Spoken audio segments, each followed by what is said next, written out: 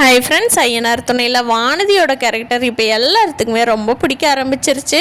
வானதியை பிடிச்சவங்க நம்ம வீடியோவை லைக் பண்ணிக்கோங்க. நம்ம சேனல் இன்னும் சப்ஸ்கிரைப் பண்ணாதவங்க சப்ஸ்கிரைப் பண்ணிக்கோங்க. சோழனும் நிலாவும் அவங்கள கோயிலில் விட்டுட்டு இவங்க 2 பேரும் பீச்சு போய் பார்த்துட்டு வரலாமா அப்படின்னு சொல்லிட்டு நிலாவும் சோழனும் பீச்சுக்கு கிளம்பி போகிறாங்க. அங்கே ரொம்ப மனசு விட்டு பேசுகிறாங்க. நிலா சொல்கிறாங்க, சோழன் உங்களோட லைஃப்பை நீங்கள் மாற்றிக்கணும் சோழன். ஏதாவது ஆம்பிஷன் வச்சு நீங்கள் கண்டிப்பாக முன்னேறதுக்கு வழியை பார்க்கணும். இப்படியே டிரைவராகவே நீங்கள் காலத்தை ஓட்டிகிட்ருக்கக்கூடாது அப்படிங்கிறாங்க. கண்டிப்பாங்க அப்படிங்கிறாங்க.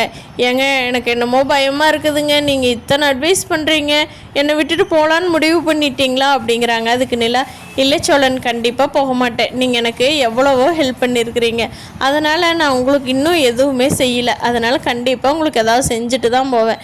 உங்களுக்கு என்ன நான் செய்யணும்னு எதிர்பார்க்குறீங்க சொல்லுங்கள் அப்படின்னு சொல்லி நிலா கேட்குறாங்க.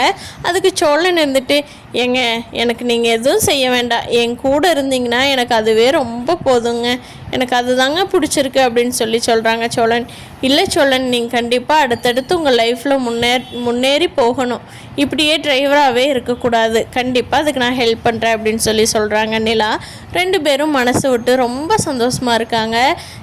சோழன் இப்படி ஒரு ட்ரிப்பு, இந்த ட்ரிப் அமையும்னு எதிர்பார்க்கவே இல்லை. நிலாவோட மனசில் இருக்கிறது இப்போ தான் எல்லாமே கொஞ்சம் கொஞ்சமாக வெளியே வந்து சோழன் நிலாவோட மனசில் இருக்காங்கிறது சோழனுக்கு இப்போ தான் புரிய ஆரம்பிச்சிருக்கு. இங்கே வானதி பாண்டி கூட பேசுகிறதெல்லாம் சந்தாவுக்கு புரிஞ்சிருச்சு. அதை கேட்குறப்போ காமெடியாக தான் இருக்குது. அதனால் வானதி பெருசாக பாண்டி டிஸ்டர்ப் பண்ணாமல் படுத்து தூங்கிடுறாங்க. பாண்டிக்கு அப்பாடா இதுதான் நல்ல சான்ஸுன்னு நமக்கே நினைக்க தோணுது. ஏன்னா சந்தா இருக்கிறனால தான் வானதி பாண்டி எந்த தொந்தரவும் பண்ணாமல் விட்டுறாங்க. வானதி எப்படியோ ஃப்ரெண்டு அப்படி இப்படின்னு சொல்லியே அவங்க வீட்டில் வச்சு காலத்தை கடத்திட்டு இருக்காங்க. சந்தாவும் ரொம்ப கம்ஃபர்டபுளாக இருக்காங்க வானதி வீட்டில். என்ன ஒரே பிரச்சனைனா வானதியோட அண்ணன் மட்டும்தான் அப்பப்போ சந்தா கிட்ட வழியறதும் நெளியறதும் எல்லாம் பண்ணிகிட்ருக்காங்க.